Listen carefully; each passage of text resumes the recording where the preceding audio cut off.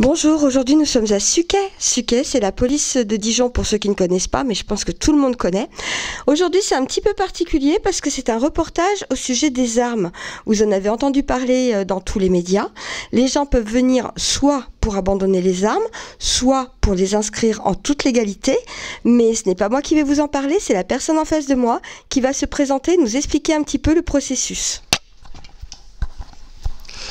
Bonjour, je suis le commissaire de police Robin Missiel, chef de la sûreté départementale à l'hôtel de police ici de Dijon, où nous organisons depuis samedi dernier une opération d'abandon d'armes et d'enregistrement des armes, une opération simplifiée qui a été mise en place par le ministère de l'Intérieur jusqu'à demain vendredi 17h.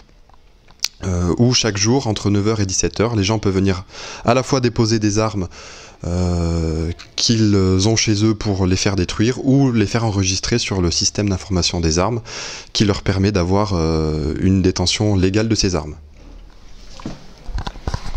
Alors là, on peut dire que c'est une opération de grande envergure à travers toute la France, mais j'ai appris qu'on pouvait venir à tout moment, tout au long de l'année, pour déposer des armes aussi. Est-ce que c'est exact ? Oui, tout à fait. La déclaration pour abandonner des armes peut se faire toute l'année dans les commissariats de police et les brigades de gendarmerie. Cette opération a simplement quelque chose de spécifique, c'est que le formulaire pour faire l'abandon d'armes est simplifié. Vous passez par moins de démarches, il y a moins de recherche derrière. Concrètement, la personne vient, elle remplit un formulaire où on prend les références de l'arme. Nous, on la met de côté pour être détruite par la suite et il n'y a pas plus de recherche, il y a très peu de formalités.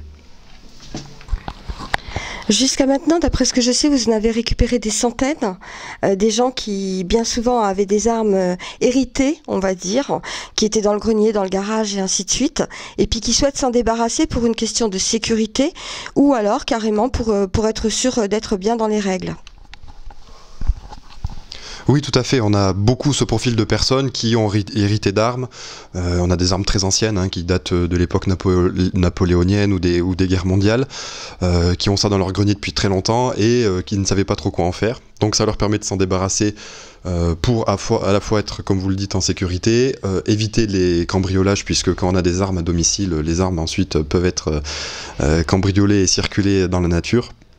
Donc ça leur permet d'avoir l'esprit tranquille, de s'en débarrasser sans trop de formalités. Et c'est vraiment l'objectif de cette opération.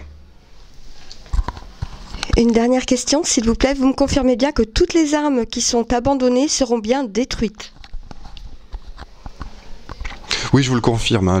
L'objectif des armes abandonnées, c'est vraiment la destruction. Donc une fois la semaine terminée, pour nous, on fera un inventaire du stock total et puis tout sera reversé pour être détruit. Les armes ne seront pas conservées ou revendues, elles seront détruites. Eh bien, je vous remercie beaucoup parce que je sais que vous êtes très attendu dans des réunions, donc merci pour votre gentillesse. Et puis bien, j'espère que ce sera fructueux pour ces derniers jours. Et bien, on le redit encore, les gens peuvent venir en dehors de vendredi. Ils peuvent toujours venir abandonner leurs armes ici à Suquet ou dans les gendarmeries aux alentours. Voilà. Merci bien, bonne journée, au revoir.